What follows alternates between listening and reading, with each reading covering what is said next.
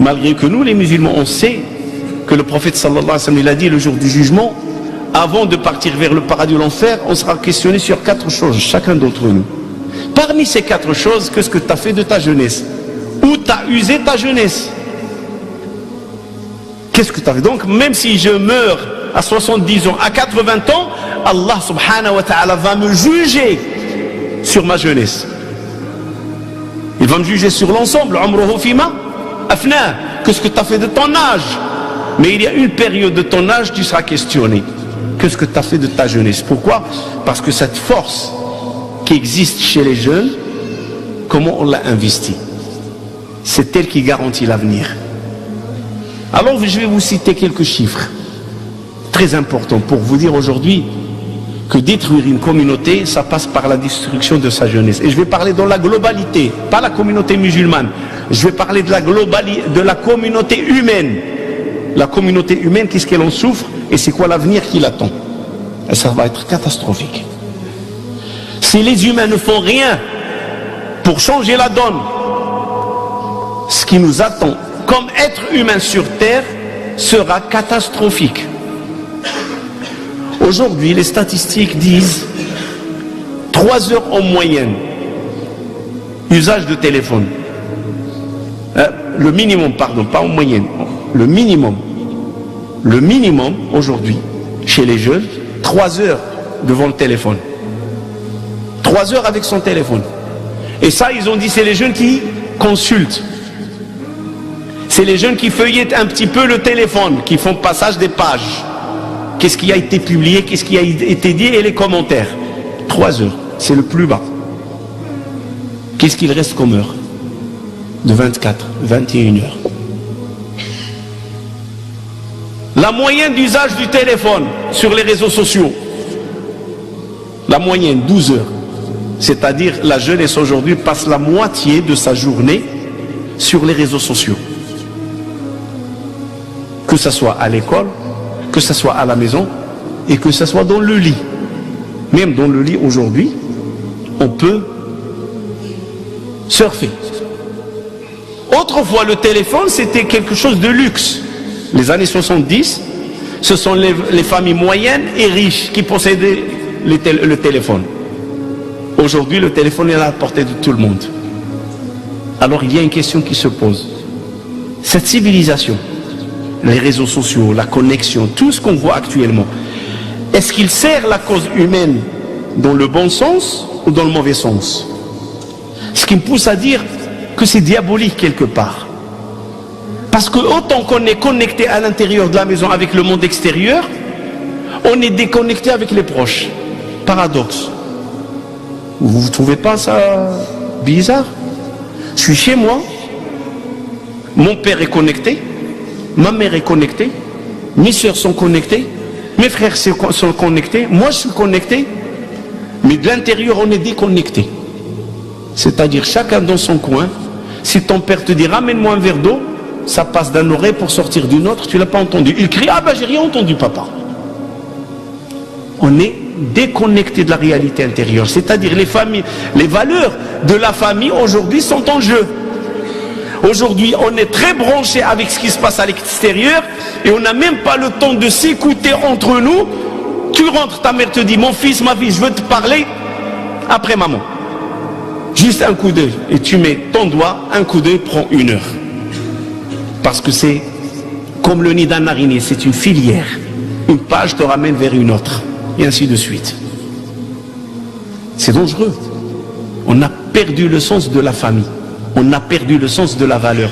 On a perdu le sens de la société. Et quelqu'un va me dire non mais au contraire le monde est devenu petit, on est en une société. Mais attends. Quand un jeune est indifférent avec ses proches, vous croyez qu'il est capable de faire quelque chose pour les lointains? On trouve un plaisir à faire les commentaires, on trouve un plaisir de se vanter. Je dis que les réseaux sociaux sont faits pour se vanter. Tu vois une publication, tu aimes, tu n'aimes pas, tu dis ton mot. Mais commence par l'intérieur où t'es. On trouve des publications comme obéir à ses parents, ah c'est excellent, très bon, lol. Mais à l'intérieur, ton père te dit, écoute-moi mon fils, oh j'ai pas le temps. Ben, c'est tout ce que tu viens de publier là. Tu es hypocrite ou quoi? Mais c'est ce qui en est aujourd'hui. Aujourd'hui, la jeunesse, on nous l'a volée. On n'est plus capable d'éduquer nos propres jeunes. Tout se passe par les réseaux sociaux. Tout se passe par les réseaux sociaux. Et c'est là le danger. Nous, on le voit, on dit que ça réduit le monde devant nous. C'est devenu petit. Ah non, ça nous a volé notre monde et l'a exposé à l'extérieur. On parle tous de nos problèmes à l'extérieur, mais on n'est pas capable d'en parler à l'intérieur. C'est ça le problème. Et ce n'est pas normal. Les problèmes, on dit, le linge sale, on le lave entre nous, au sein de la famille. Il se dispute avec son frère, il le publie. J'en ai marre de mon frère, il me casse la tête. Mais qu'est-ce qu'il va te faire l'autre dans le virtuel? Il ne va rien te faire. Tu es dans le virtuel. Et le virtuel ne réglera pas ton problème, il va l'aggraver. Parce que tu es en train de trouver refuge auprès de l'invisible. Au lieu de trouver refuge au sein de ta famille et résoudre les problèmes au sein de la famille. Et c'est ça le problème. C'est-à-dire on n'a pas un code éthique dans tout ce monde-là. C'est incontrôlable. C'est incontrôlable. C'est un monde de fitna. C'est un monde où il y a l'intox. C'est un monde où la vérité court peu et circule peu. Et le reste, c'est de l'intox. C'est un monde pour polluer les esprits et pour détruire les valeurs qui font de la société humaine une société forte. Et c'est pour ça que je dis l'avenir, il n'est pas beau. Si les choses continuent comme telles, croyez-moi, ce n'est pas beau. Même pour nous les musulmans. Alors je viens à la jeunesse musulmane. Et je m'adresse à la jeunesse musulmane étant donné que c'est le dernier vendredi dans les vacances. Alors cette semaine, le mardi dernier, je vous ramène un fait. 2 jeunes attaquent, pas attaquent dans le sens d'attaquer. Ils montent dans un bus, ils ne veulent pas payer leur ticket. La femme chauffeuse, 56 ans. Vous ne montez pas sans payer. Ils ont fait le beau, les tyrans, les hommes forts, un âgé de 14 ans, l'autre de 17 ans, on ne paye pas. Et tu n'as pas le droit de nous bloquer. Ça tourne mal, le droit de l'arrêt. Vous savez c'est quoi le droit d'arrêt? Quand je suis menacé comme chauffeur de bus ou de tram ou de métro, j'ai le droit du retrait. Je me retire pour sauver ma peau et pour contester. Alors il dit aux usagers, descendez, prenez le bus qui suivant, qui viendra après. Ils l'ont tabassé, ils l'ont fait descendre du bus. Quand 2 jeunes sont intervenus pour la protéger, un a eu droit d'un quitteur, d'un des 2 jeunes, il avait un quitteur,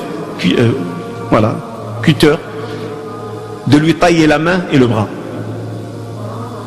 La femme a sorti son téléphone, il les a filmés. La chauffeuse, la femme qui conduit le bus. Mon but, c'est pas ramener le fait. Mon but, c'est tirer les résultats du fait. Alors un frère aumônier me parle. Il me dit 70% de la population pénitentiaire, la population des prisons, 3 villes. Béziers, Villeneuve-les-Maguelone, Nîmes. 70% à peu près, si ce n'est pas plus, sont des musulmans. Quand tu vois la population de la prison, 70%. Des musulmans. Bizarre. On représente combien en France, nous? La France, elle fait 60 millions. On dit que le nombre de musulmans en France, c'est 6 millions. On est 10%. Donc la logique, elle veut quoi? Que la population musulmane dans les mosquées ne dépasse pas 10%. Mais non, la population musulmane dépasse les 50%. C'est-à-dire, on est une population minoritaire, 10%, mais en prison, on est une population majoritaire. Cela veut dire quoi? Et quand je pose la question aux frères concernés, mais quelles sont les accusations? Pourquoi? Quels sont les délits? Et la majorité, c'est des jeunes. Il y en a des vieux, mais la majorité, c'est des jeunes. Drogue, agression, meurtre, voilà, vol. Vraiment, il n'y a pas parmi eux, on va dire, un détenu politique. Quelqu'un qui est en prison parce qu'il a exprimé une opinion et on l'a mis en prison. Malheureusement, il y en a qui vont dire mais la prison c'est fait pour les hommes, pas pour les femmes. Ta preuve mon frère? Ah ben Youssef il était en prison. Subhanallah. Tu prends Youssef sallallahu alayhi wa sallam comme référence? T'as pas honte? Youssef c'est un jeune qui est rentré en prison pour s'évader. C'est lui qui a sollicité Allah subhanahu wa ta'ala illa tasrif anni kaydahunna asbu ilayhinna wa akum min al-jahilin. C'est lui qui a demandé à Allah subhanahu wa ta'ala de le protéger contre ces femmes qui veulent le traîner dans la boue de la turpitude. Il dit Ya Rabbi Njini, protège-moi contre eux, contre ces femmes. Mon Seigneur, je préfère être dans la prison, mais libre dans mes valeurs et dans mon éthique. Que mes valeurs et mon éthique ne soient pas tachées. Je préfère la prison. Il a choisi la prison par principe, par éthique, par valeur, pour s'échapper de la turpitude. Alors ne comparez pas la prison quand quelqu'un dit ah non,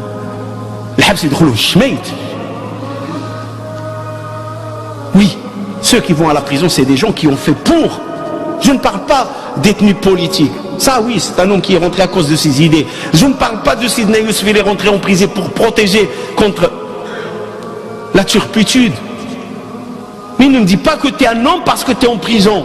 T'as fait quoi? T'as agressé, t'as tué, t'as volé, t'as voulu vendre la drogue. Et tu me dis que c'est la demeure des hommes? Non, c'est la demeure des criminels. C'est comme ça que c'est vu par l'islam.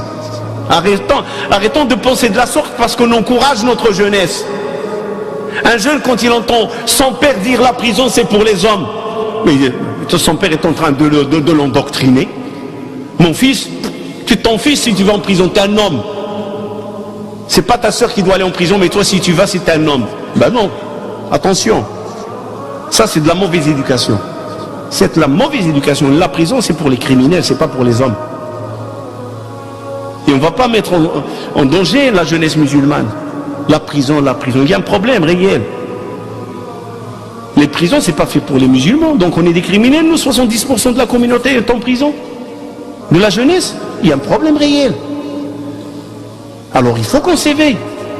Il faut qu'on réfléchisse, nous les pères, les parents. Une fois un hajj vient me voir, il me dit catastrophe, je me suis réveillé sur une bombe chez moi, mon fils, ma fille, il commence à raconter tout le mal qu'il a trouvé chez lui. Je dis le hajj, écoute-moi. C'est vrai la vérité, elle fait mal. Wallah, c'est la vérité. Je dis quand tu rentres chez toi et tu passes dans le parking, dans la cité, tu trouvais pas des dealers? Il m'a dit si. Tu trouvais pas des voleurs? Il m'a dit si. Et tu faisais quoi? Ah, ça ne me regarde pas. Je me mêle pas. Ben, je dis, tu t'es pas mêlé, eux ils se sont mêlés, tu les as trouvés chez toi. C'est la loi. Parce qu'il y a l'ambition. Ne croyez pas que le dealer de drogue n'est pas ambitieux. Il est ambitieux. Aujourd'hui il vend à 10, demain il veut vendre à 20. Il va chercher 20 où? Dans ton appartement, dans ta maison, auprès de ton fils et auprès de ta fille. Parce que tu lui as pas tapé sur la main, dégage d'ici. Alors tu as exposé toute ta famille au danger. Quelqu'un va me dire, mais on ne fait pas la police. Je ne te demande pas de faire la police, mon frère, ma soeur. On ne fait pas le travail de ceux qui sont là pour faire leur travail. Il y a un travail d'éthique et d'éducation que nous, on doit en faire. Paul Valéry, il y a une salle de prière. Psibar, il y a une mosquée. La Paillade, il y en a 8. Et normalement, si on compte sur la mission de la mosquée c'est quoi? Normalement, le taux des prisonniers musulmans doit être nul. Dans une ville, écoutez bien, on a à peu près une dizaine de lieux de prière, plus qu'une dizaine de lieux de prière. Pourquoi? Parce que la mosquée, il a un message. La mosquée, il a une mission. C'est pas seulement prier et sortir. La mosquée, c'est un lieu de réforme. La mosquée, c'est un lieu d'éducation. Et je m'adresse à la jeunesse à la fin de mon sermon. Il y a un devoir et il y a une tâche que vous devrez vous en acquitter. C'est pas écouter un sermon et rentrer chez vous, on a prié le vendredi. On galère pour parler en français.